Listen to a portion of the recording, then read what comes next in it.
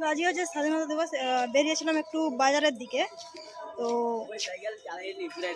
রাস্তায় যার পথে যেটা দেখলাম, যে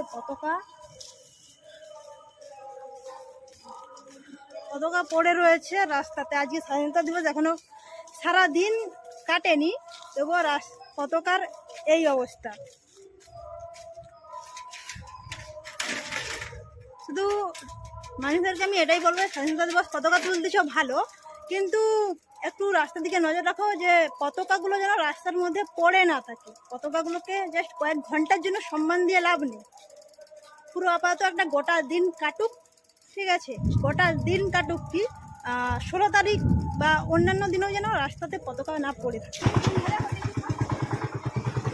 আমার ভিউয়ার্সদের কাছে জাস্ট এটুকুই বলবো, এই ভিডিওটাকে লাইক করার দরকার নেই, তোমরা শুধু এই ভিডিওটাকে বেশি বেশি করে শেয়ার করো, যাতে অন্যান্য মানুষদের